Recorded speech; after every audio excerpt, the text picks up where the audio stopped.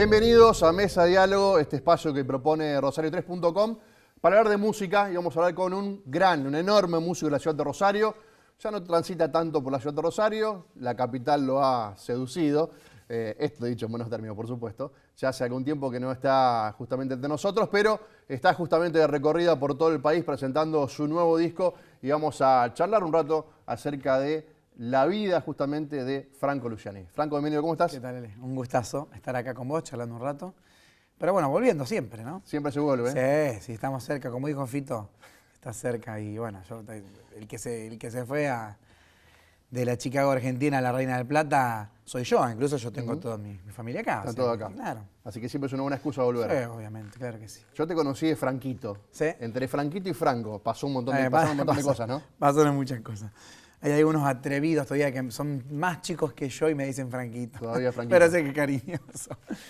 Sí, ha pasado mucho, la verdad que sí. Ha pasado mucho y en relativamente, no digo poco tiempo, pero tampoco mucho. Porque yo me acuerdo de aquella revelación del 2002, que es un poco el comienzo de mi carrera como armonicista. Hasta hoy pasaron un montón de cosas. ¿Por qué la armónica? Bueno, ¿por qué la armónica? Nos fuimos... Hablo por los dos, ¿no? ¿Por qué esta sociedad? Claro, ¿por qué esta sociedad? Yo creo que sí, fue un encuentro, digamos, mutuo. La armónica, fue muy progresivo el encuentro con la armónica, porque la música viene de mucho antes.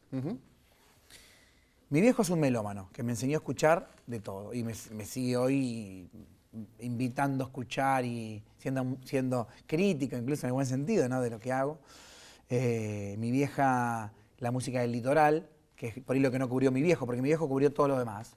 Cuando te digo todo, digo todo. Todo. Vivaldi, de Vivaldi a John Coltrane, de los Beatles a Piazzolla, de Domingo Cura a Peter Gabriel y de Tom Jobim a Jimi Hendrix, que no sé si lo nombré. Sí. Con toda esa amplitud. Y mi vieja, la música del litoral.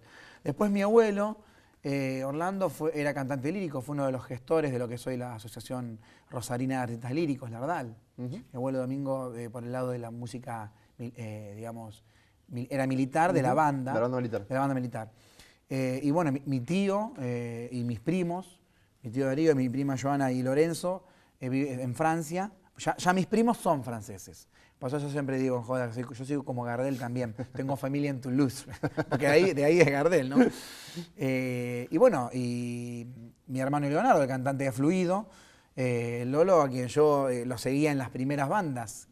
Imagínate que así yo me encontré con la música muy de pibe, con la percusión muy de pibe. Impensado no asociar esa familia a la música, o que salgan músicos de ese lugar. Todo, sí, porque incluso mi hermano del medio, Dante, que es ingeniero, también alguna vez estudió guitarra, ¿viste?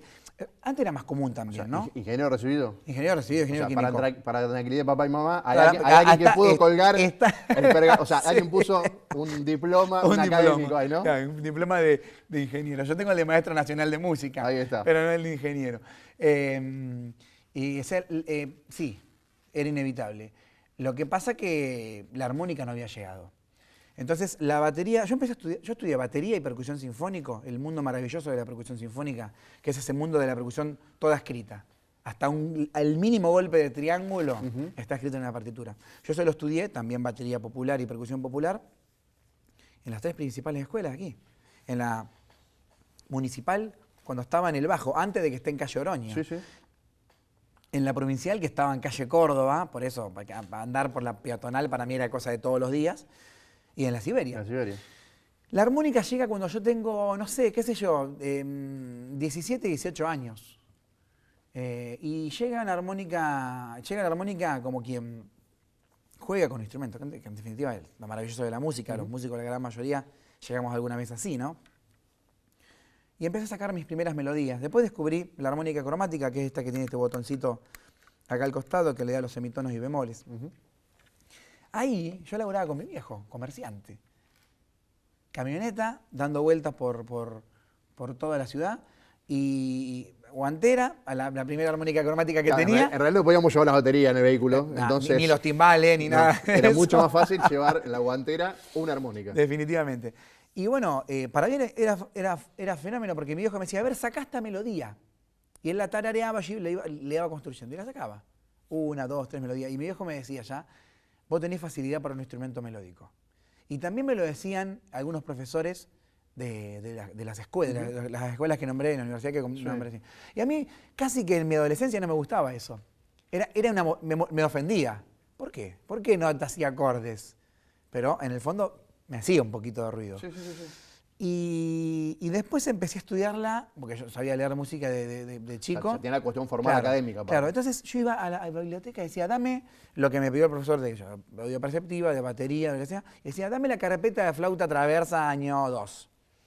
Que se escribe, la armónica se escribe y se lee en clave de sol, la famosa clave de sol, igual que una flauta, que un violín, los instrumentos melódicos cantantes. Yo toqué un tonete en la secundaria. Claro. Un fracaso.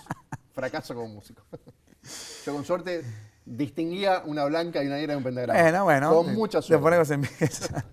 No, yo me acostumbré a leer, bueno, también de oreja, siempre me gusta mucho improvisar y demás, pero esa parte formal estuvo. Y así empecé a estudiarla. Y en realidad el quiebre empieza en el 2001. En el 2001 yo empiezo a armar grupos donde tocaba ya la armónica. En realidad venía previamente en grupos donde yo era baterista o percusionista y ya tocaba 1 o 2 temas con la armónica. O invitábamos un batero, o ese tema no tenía batería y yo tocaba la armónica. Ya me lo pedían los músicos de eso. Claro. Y también yo veía cómo me lo destacaban. Me decían, che, tu laburo con los tambores y las platillos estuvo buenísimo. Ahora, cuando tocaste esos 2 temas con la armónica, me pasaba mucho eso. Y me hacía ruido, ¿no? Eso fue en el 2001, porque fue todo muy rápido. Y me imagino ahí, si decías que fuiste a buscar una carpeta de la cuestión académica de flauta dulce, apareció algún disco de Hugo Díaz, me imagino. Totalmente. Mi viejo, nuevamente, cuando empezó esto de sacar las melodías y demás, me decía, vos tenés que escuchar, 2 me nombró, vos tenés que escuchar a Hugo Díaz y a Toots Thielemans. Claro. Y hoy son prácticamente, entre muchos otros, la armónica, ¿no? son 2 referentes. Aparte, Hugo Díaz del sonido argentino. Claro. Es un sonido argentino de tocar la armónica. Y bueno, y la magia del jazz y todo lo que hizo Toots Thielemans, a quien tuve el honor de conocerlo en Bélgica el año pasado, pocos meses antes de que se vaya de gira, como decimos nosotros los músicos, a los 94 años, ¿no? Bueno, si eso... Seguía tocando, por otra parte. Seguía tocando, sí. Sí, increíble. Y con toda esa data empecé a tocar, y vino este 2001, y en el 2001 decido, paralelamente al estudio de la percusión y de la batería, y de proyectos donde yo era baterista o percusionista, me armo un proyecto instrumental, apuntado principalmente al folclore. Otras cosas empezaron a venir muy pronto, como primero el tango. Me armé un grupo y habré hecho, no sé, Franco Luciani y la Tropa se llamaba. Habré estado tocando menos de un año y decido hacer el pre-Cosquín. Ya con la armónica. Con la armónica. O sea, es un pre-Cosquín que yo hago como solista instrumental armónica. Que fuera una prueba de fuego. O sea, si no pasabas esto, ¿volvías para la batería o no? ¿O ya estabas lanzado directamente? Es lo que yo siempre digo. Por ahí si eso no hubiese sucedido, yo seguía tocando la armónica, pero 1 o 2 o 3 temas como venía dentro de mi labor de percusionista y baterista. Ese año fue un cambio grosso. Porque imagínate, yo antes terminaba el tema, platillazo, cruzaba brazo, esperaba que hable el de adelante. Tranquilo. Que presente al de adelante y lo que hacía después era marcar y empezar. Acá pasé a ser... el frontman, o sea, empecé a hablar yo, fue grosso el cambio. A ver, no sé decir miedo, pero asumiste un riesgo que no sabías todavía si estabas en condición de asumirlo. Claro, uno lo mira a la distancia, hay cierto, un ingrediente no digo inconsciente, uno siempre piensa y tiene horizontes y demás, pero yo me había entusiasmado mucho con la armónica, entonces dije, quiero armarme un proyecto donde toque la armónica, no era mucho más que eso. Porque además, me parece también el riesgo viene de la mano de... la armónica no es la guitarra, no es el piano, o sea, no hay los solos, entre comillas, van siempre por esos instrumentos. Exactamente. Entonces, la armónica era como, claro, como una prima hermana del bandoneón, del acordeón, pero no te llevaba adelante. Totalmente. Incluso teniendo referencias, bueno, como Argentina, por ejemplo, el querido León Gieco, o en otros ámbitos, empezando por Bob Dylan, donde la armónica está, pero está netamente en un plano digamos, no digo secundario, pero de momentos, no está el como un relleno sin faltar el respeto. Claro, no, sí, como un timbre más que se suma. En este caso mi búsqueda fue otra. Y bueno, cuando voy a Cosquín, empiezo a ascender en el certamen y llego a las instancias nacionales. pensemos, diciembre del 2001. Parecía que no se iba a hacer ese Cosquín. Claro. Porque fue ¿Y ahí tenías 20 años? 20. Más o menos. 20 recién cumplidos. Y decido entonces seguir, bueno, y al final terminé siendo... Primero gané a nivel nacional como solista instrumental y después entre todos los ganadores, revelación. Más allá de la importancia que tiene la revelación de Cosquín, para mí fue trascendental para decir, va por acá. Esto va en serio. Esto va en serio. Entonces ahí es un poco el resumen de por qué la armónica. No tengo otra manera, porque como encima yo ya venía de la música con otras cosas, fue una pelea, no fue fácil. Cuando yo volvía de Cosquín y veía pasar del paisaje por la ventanilla para acá, para Rosario, yo decía, ¿y ahora qué? Porque es esto, definitivamente. Pero bueno, yo era un estudiante avanzado, tocando en un montón de proyectos. Claro, por un momento me da la impresión que se apagaron las luces del escenario mayor y había que apuntalar eso. O había que de alguna manera empezarle a dar forma a algo que era nuevo, entre comillas, que no era nuevo para vos, pero tenía que plasmarse en algo. Me imagino que iba por ahí también de lo que venía. Sí. No, aparte lo que decís es muy cierto porque me gusta esa imagen que dijiste, que es, se apagan las luces del escenario y yo estaba decidido a seguir, este es mi camino y lo quiero explotar a full. Porque si te quedás con eso, o sea, el premio de Cosquín es muy importante, pero ¿para qué? Para salir. Ya a partir de ahí empecé a full con el proyecto, empecé a viajar con regularidad a Buenos Aires, pero el planteo dije, bueno, esto tiene un significado, y grosso, digamos. Y además me da la impresión de que después de esto ya no había que explicar quién era Franco Luciani. Bueno, yo recuerdo que lo de Cosquín fue muy fuerte. Por lo menos hasta que se fue abriendo, pero puntualmente en el ambiente folclórico fue muy fuerte. Justamente por esto que nombrábamos recién, al arte increíble de Hugo Díaz, de un artista que había dejado a algunos queridos colegas, pero de esa generación, después de su muerte en el año 77. Y la verdad que yo me encontré con un lugar de una nueva generación para ofrecer y salir a andar la armónica. Mira, te cuento, cuando yo gané el pre-Cosquín, que todavía no había empezado el festival, o sea, yo ya era ganador del rubro, pero todavía no sabía que iba a ser revelación, ni sabía lo que era la revelación. Me acuerdo que allá en el diario de Córdoba, La Voz del Interior, en el suplemento de espectáculos, había salido una notita que decía, volvió la armónica. Y yo lo miro ahora a la distancia, yo lo leí y decía, mira qué bueno. Por ahí no era consciente de que era... No, pero lo mencionaste recién, o sea, Hugo Díaz dejó un vacío, un vacío que era, como decíamos, apareció una armónica para poner un tinte, un colorcito, claro, pero no tenía el protagonismo que había tenido justamente con Hugo Díaz. Y ahí de alguna manera lo retomaste vos. Y sí, eso que a mí me fue como envolviendo lentamente. Yo me entusiasmé y empecé, digo, ahora lo digo así, no es que tenía la conciencia puntual en ese momento, simplemente para mí ha sido un regalo, obviamente, con trabajo y demás, que me había sorprendido. En un momento dije, bueno, la armónica es mi instrumento y ahí vamos. Y nada, tenías que explicarle quién eras y cuando digo esto, quiero decir, empezó a sonar el teléfono, vení que te quiero invitado, totalmente, vení con una participación. Sí. O sea, ¿cómo empezaste a manejar esa cuestión? Bueno, me empecé a encontrar que mi carrera crecía, que empecé a hacer mis propios materiales y después esto que decís que desde el mismo año 2002 empezaron a aparecer todas estas maravillosas participaciones, digo, porque me empecé a encontrar con un montón de personas con las cuales me crié y aprendí y sigo aprendiendo mediante discos y demás, que me empezaban a convocar, que empezaba a conocer gente de otros géneros. Y aparte me imagino la sensación de decir, che, qué loco este tipo, yo lo escuchaba con mi viejo. Eso, totalmente. En el reparto, en este recorrido, y hoy me está invitando a... Totalmente. ¿Quién eran esas personas que dijiste, a ver, este no me vaya? A ver, ojalá que la vida me ponga en un escenario con quién. No, tremendo. Mira, uno de los primeros que me acuerdo fue primero así una invitación informal y después acá en Rosario fue con Raúl Carnota, que a Raúl, a mí, mi viejo me lo hacía escuchar de pibe, también por una amistad con otro gran músico rosarino también, el querido Eduardo Spinazzi. Entonces yo escuchaba a Carnota de pibe y un día me encontraba tocando con Carnota.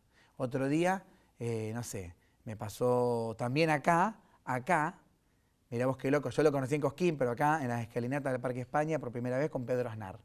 Claro. Habiéndolo escuchado incluso con Pat Metheny, o sea... Y además, fíjate, lo nombrás a él, que era un multiinstrumentista que venía de la percusión también. Totalmente, claro. O sea, venía con otra... Sí, sí. Un par, ese sí, era un par bien par. Totalmente, sí, sí, sí. En muchos sentidos lo veo como un verdadero, digamos, ejemplo de instrumentista y de toda esa búsqueda muy amplia. Muy ¿no? amplia. Después, también creo que con Luis Salinas por primera vez, con el querido Luis Salinas por primera vez acá en Rosario, en el Broadway, creo. Bueno, después el honor de Mercedes Sosa en aquel Cosquín 2006, que después me llevó por Europa en el 2008, que fue mi primer viaje al exterior. ¿Cómo era viajar con Mercedes Sosa? Tremendo. Mira, me encanta que me lo preguntes, porque yo siempre lo quiero decir. Mercedes era una persona que, primero me queda una anécdota, que íbamos a tocar a la Feria del Libro en Buenos Aires, que fue hermoso porque ahí me lo presentó Osvaldo Bayer en el camarín. Después salimos a tocar y ella dice, bueno, ahora nos vamos a ir a Roma, Milán, Londres, que fue donde habíamos tocado, que es donde terminamos tocando. Y se escucha alguien del público que dice, ¡ay, qué hermoso! Y Mercedes dice, no es hermoso. Hermoso es quedarse en casa tranquila. Pero ¿por qué hago esto? Digo esto también, porque, no sabés, una gira es pesado. Y yo estuve en la última gira de Mercedes a un año de su muerte.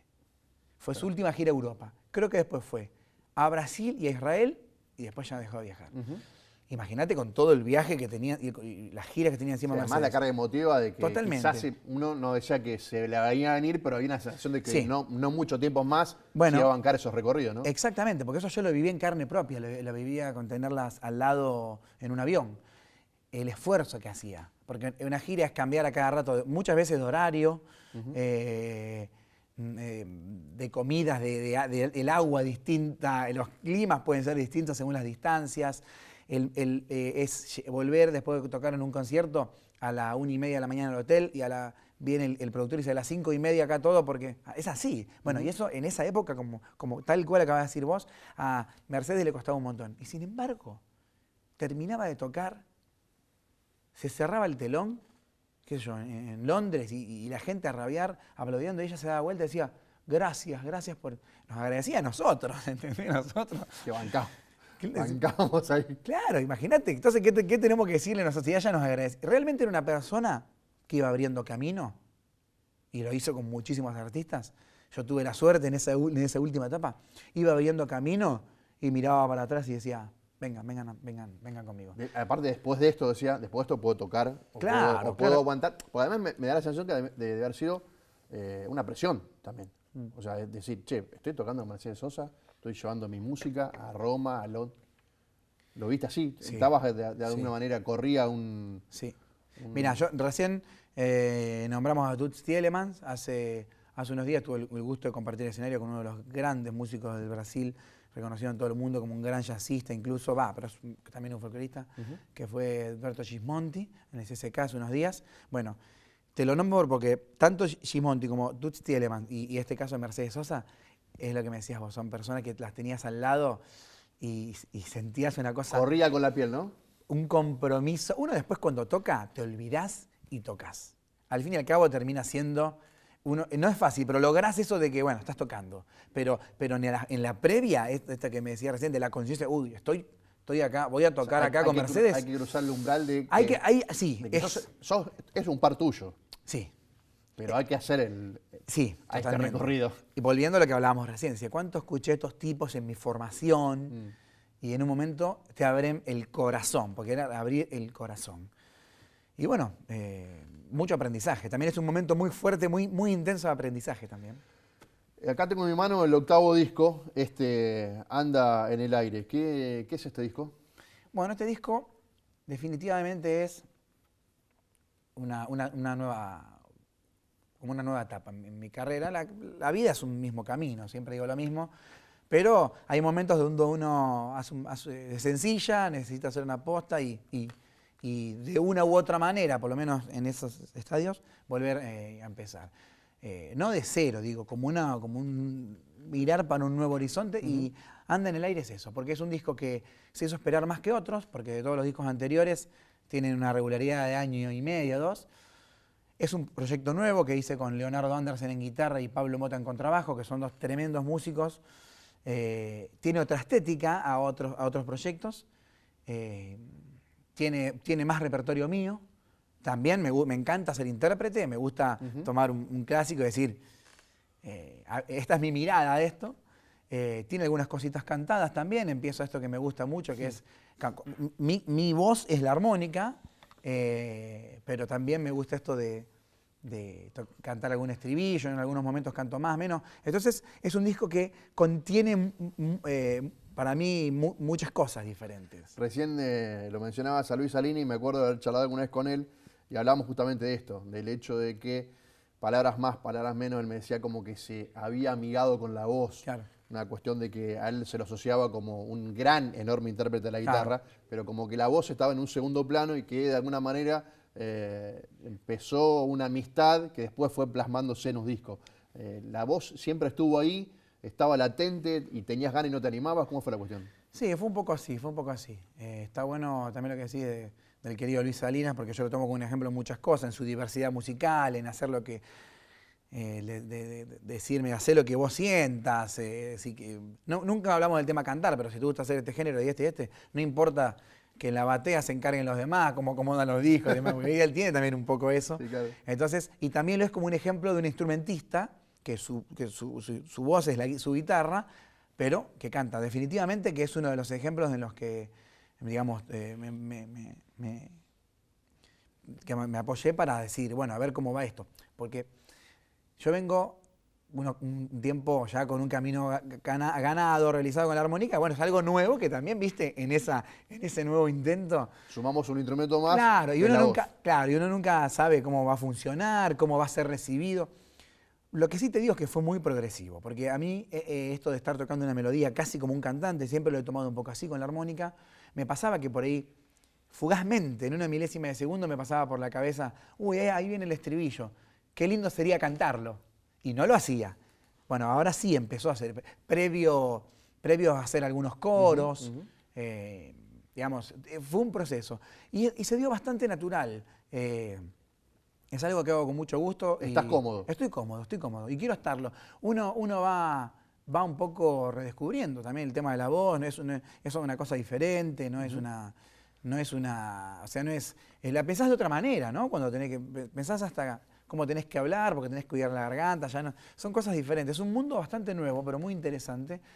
Pero principalmente, como decís, un lugar que me sienta cómodo. Sí. Estaba viendo acá en el recorrido del disco, bueno, aparece desde Vivaldi a tus propias canciones, Piazzolla, Carnota, me lo mencionaste recién, Contursi, Eduardo Falú. Cierra el disco con un tema de Spinetta. Sí. ¿Sos todo eso? Y sí, en cierta forma sí. En cierta forma. Tiene un poco que ver lo que hablábamos al principio de la nota, de criarme escuchando en mi casa todas las músicas. El hilo conductor definitivamente es la música argentina. Pero siempre hay un poco de todo. Principalmente, insisto, lo que es el tango y el folclore, vamos a enclavarlo como etiqueta, pero siempre es un trío que permite también esa apertura, porque con los muchachos si tiene que ser un repertorio de tango, perfectamente, si tienes un repertorio de folclore, perfectamente. Incluso ahora voy a tener el gusto en unos días de irme a tocar al increíble festival, que para mí es un honor, porque es muy querido por toda la familia de la música del mundo, el Festival de Montreal, el Festival de Jazz de Montreal. Y bueno, me han preguntado, ¿y qué vas a hacer al Festival de Jazz? Y bueno, yo insisto con esto de la música argentina como el hilo conductor. Por ahí te puedes tomar un desliz y hacer un estándar de jazz, pero en realidad la idea es ir con lo de uno. Claro, poner la impronta. Y ahí está un poco esto que hablamos, que hay un poco de todo. Por ahí te tomás licencias, haces una chacarera, en vez de hacerla 2 vueltas, la haces 10. Y con solo de contrabajo, con un montón de cosas, qué sé yo. Lo mismo con algo de Piazzolla o lo que sea. Pero hay un poco, soy muy respetuoso de los lenguajes. Yo creo que los lenguajes son importantes en la música, los sheites, digamos, lo que diferencia cada paisaje. Pero también pienso todo como canción. Yo creo que todo se engloba en la canción. Un tema de Lennon, una samba del Cuchi, un tango de Gardel, una canción de Spinetta o una bossa nova de Jobim. Todas son canciones también. Antes de cierre y antes que toque, por supuesto. La empresa que hace ese instrumento maravilloso hace como una suerte de el ranking de los armonicistas del mundo. ¿qué es? El top 5 vendría así, como el ATP del tenis. Sí, sí, no sé bien cómo es. Entre los tres, no, pero leí que estás entre los 3 del mundo, ¿es así hoy por hoy? Sí, no sé, no querría decir número, pero yo formo parte de lo que es la galería de maestros de la armónica de Hohner. Y eso, habiendo sido convocado a la fábrica, a Trossingen, para grabar la pueden ver en internet, una entrevista en inglés. Más o menos en inglés, ahora está mejor.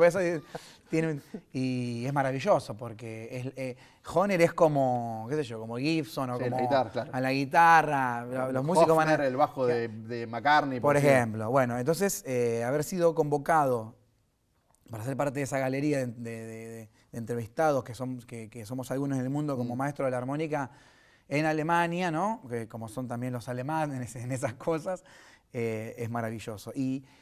Y tiene un poco que ver con lo que hablábamos recién. Me gusta porque también lo voy a hacer desde mi país. Lo voy a hacer desde un tango en la armónica, una samba en la armónica. Eso a mí me gratifica más, ¿no? No digo, cada uno hace la música que siente. Eso está. La marca de identidad. Es una marca de identidad, decir, bueno, el reconocimiento maravilloso de Hohner, nada más y nada menos, la marca por excelencia de armónicas, pero desde la armónica en la música argentina. Bueno, vamos a ver cómo suena. Bueno. ¿Cómo no? Vamos a hacer un pedacito de este tangazo que se titula Como dos extraños. Vamos.